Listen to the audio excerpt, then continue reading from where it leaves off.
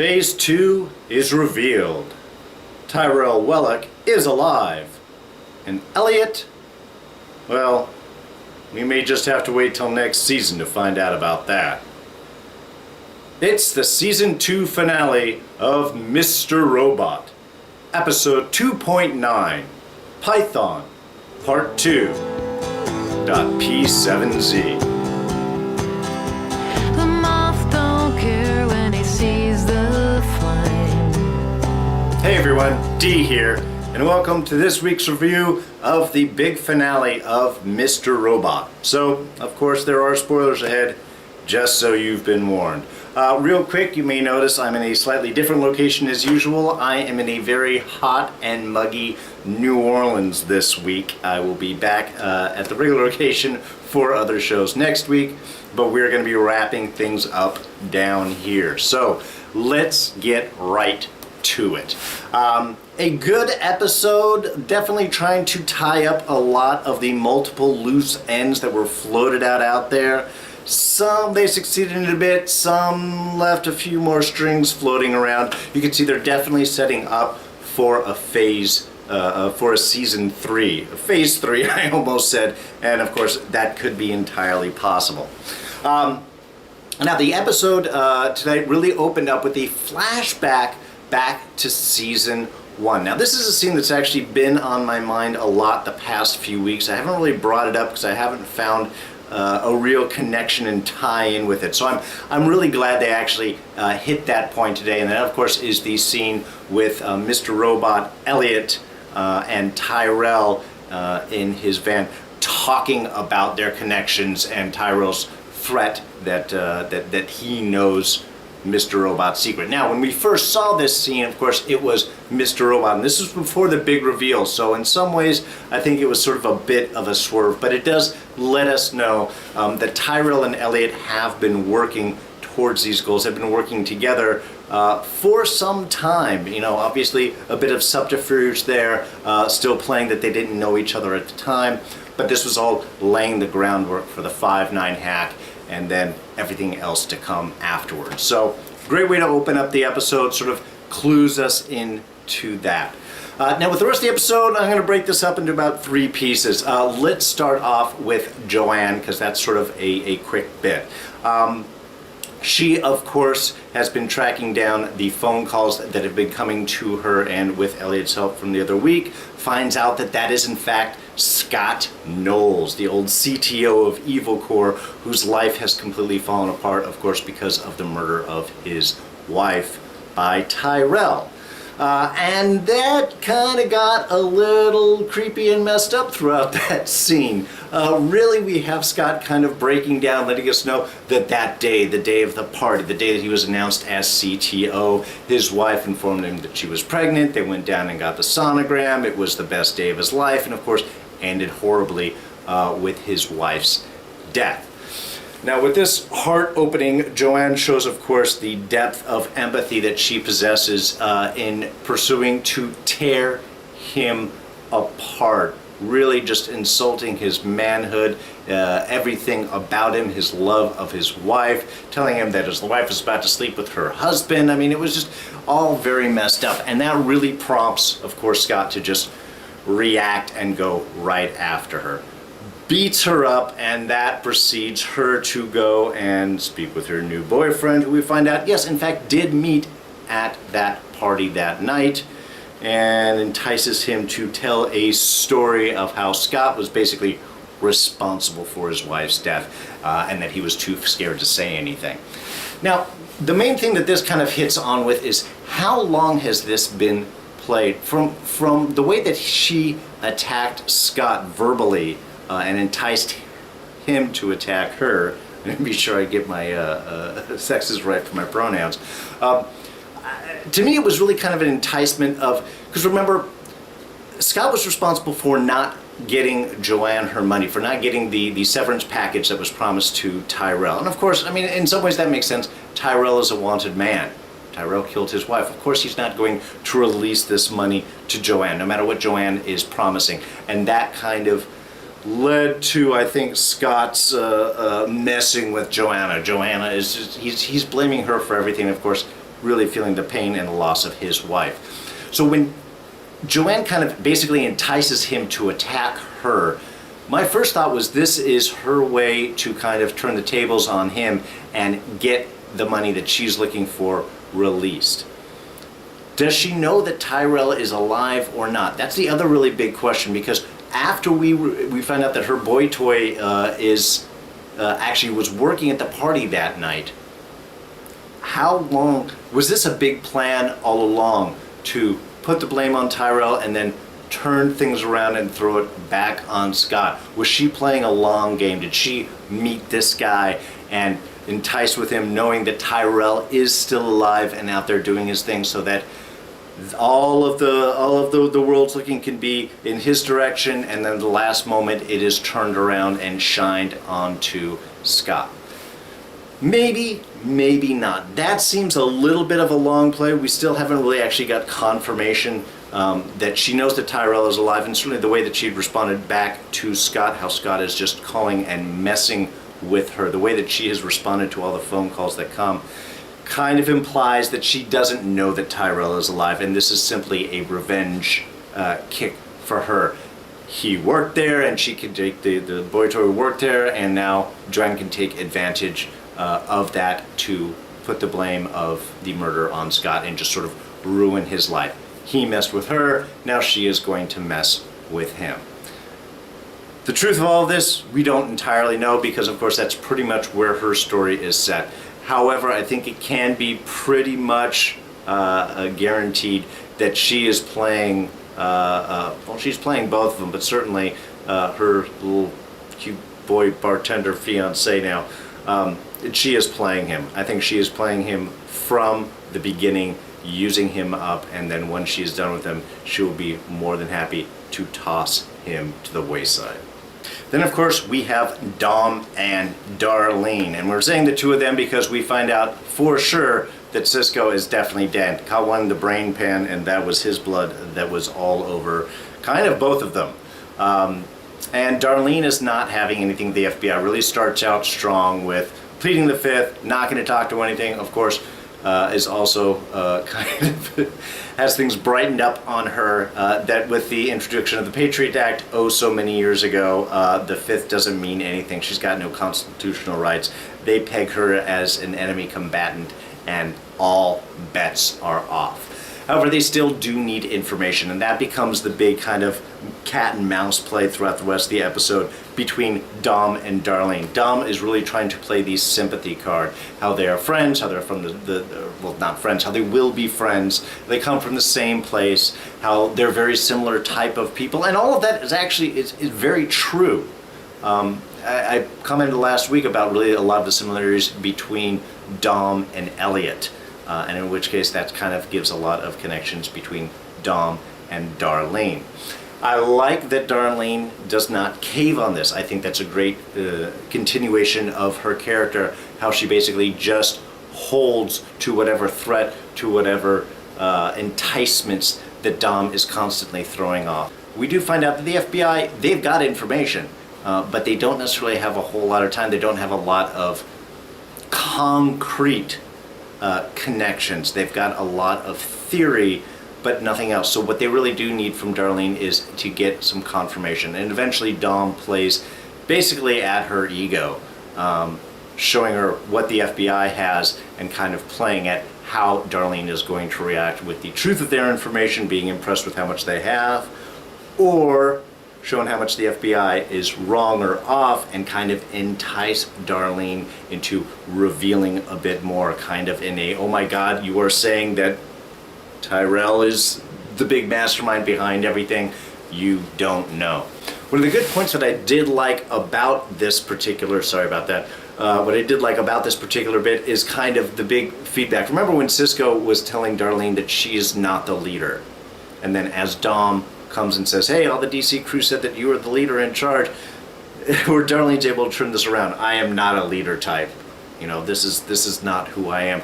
Really playing a lot of the previous word plays and discussions of her position in fsociety, and now kind of turning that around and throwing that back in with Dom, I thought was really nicely done.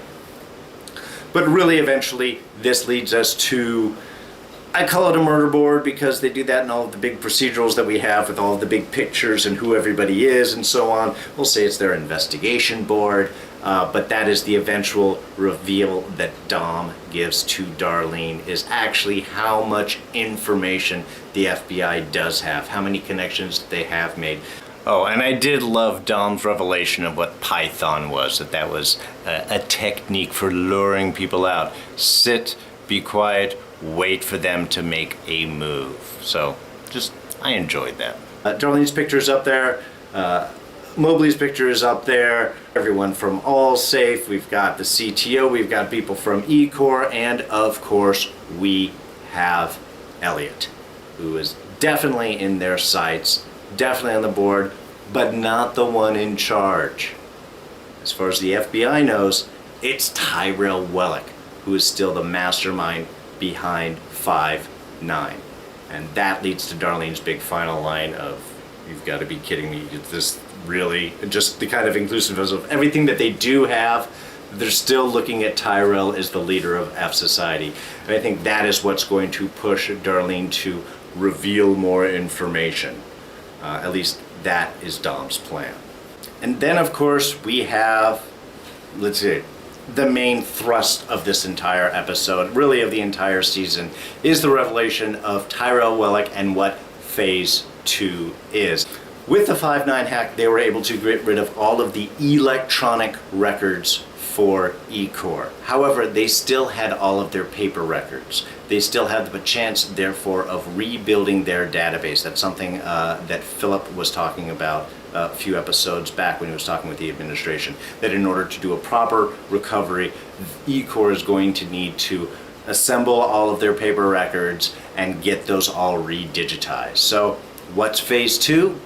Phase 2 is taking out all of those paper records. They're all coming into one big place, and Elliot has written code, and they have gotten a plan, so they're basically going to take all the big storage batteries that's up there, overload them, force them to release hydrogen gas, and then spark that, boom, everything is gone. And therefore, that's really taking it all the way. And that's what Mr. Robot, who finally pops his head back up once this is shown, explains to Elliot and really is pushing him.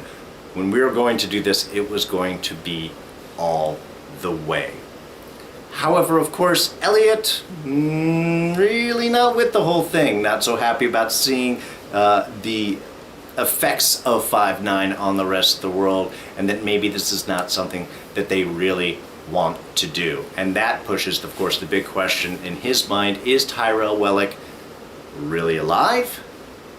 Or is he just a figment of his imagination, much like Mr. Robot, a never part of himself? Answer, of course, very quickly, as we find at the end of that, is no, Tyrell's an actual person, actual gun, actual bullet, actual blood. And that sends Elliot down.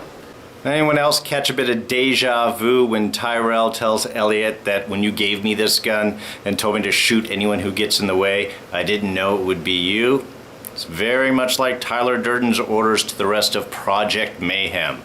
If anybody gets in the way, cut off their balls, even if it's me. Like I've said, Mr. Robot is Fight Club for hackers.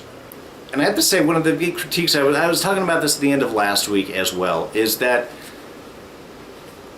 Elliot really needs to be a little smoother about if he is infiltrating, if he is acting like he's supposed to be Mr. Robot, that he should act like he knows, but even if he doesn't really know it all, that he should act at least like he does. His constant revelations to Tyrell is, "What are you doing? I don't know, this doesn't make any sense." And then turning around, and when he decides to go ahead and take out the malware, what the hell does he tell Tyrell? I mean, of course he tells Tyrell because he doesn't believe Tyrell is necessarily actually real. It's just another mind play from Mr. Robot. And that was a nice little scene, and there was nice shots of that, of having the two, having Tyrell and Mr. Robot up there next to each other, really split. You had Elliot right in the middle and the two of them there. Great camera work, great imagery of showing him sort of weighing these two sides. And then once he shot, I also loved that little flickering bits of Mr. Robot. As you see that his influence is reality in, Elliot's mind is starting to fade. Does this mean that Elliot is also fading? No, of course it's not. And the final revelation comes at the final phone call to Angela, who is now, of course, in bed with White Rose. Well, not literally in bed with White Rose, but believing in what their cause is.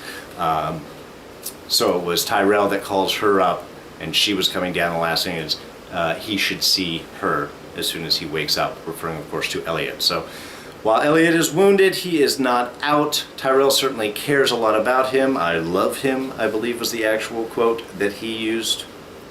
Angela does too, as she responds out. So that sort of leaves things out. It's a lot of placement up, and they do that a lot through this episode. It's not that they're necessarily wrapping anything up.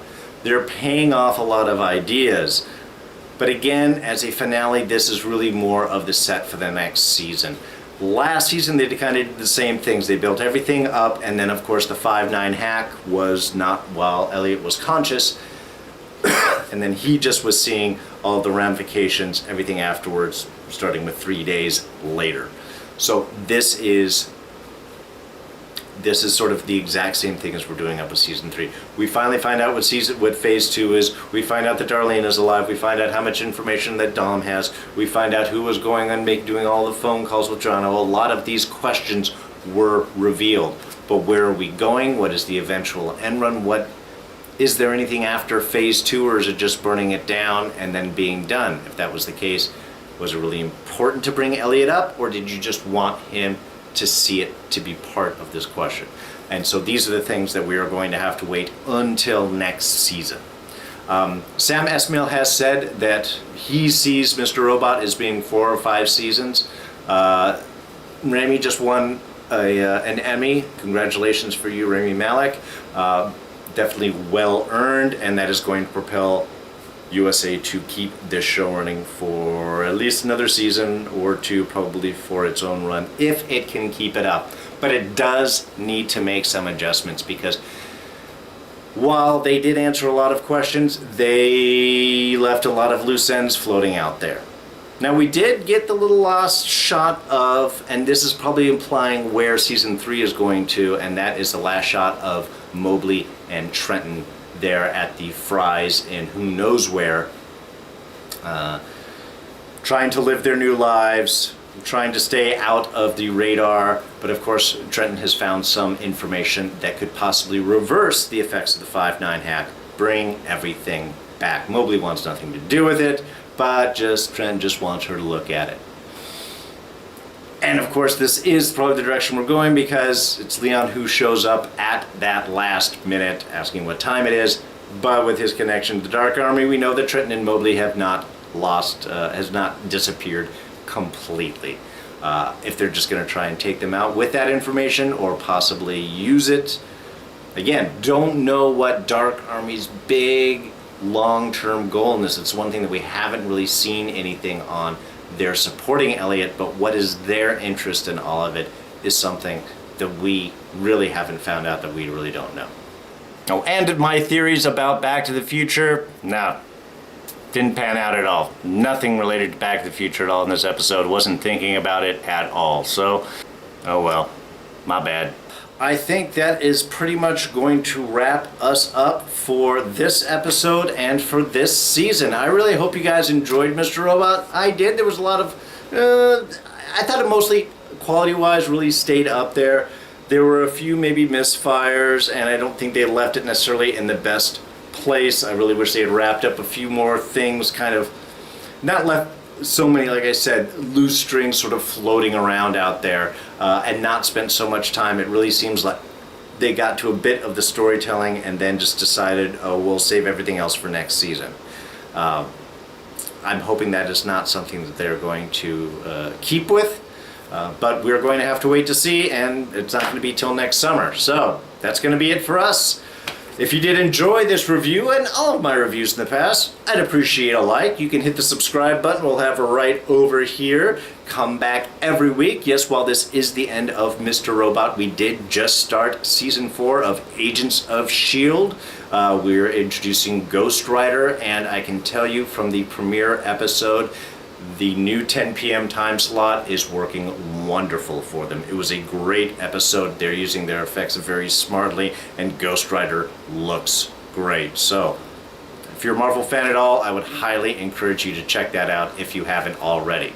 We're also got a couple more episodes of Fear the Walking Dead. Those are Sunday nights, reviews on Monday. And then that's running through October 2nd, I believe. And then there's going to be a bit of a break until The Walking Dead returns on October 23rd.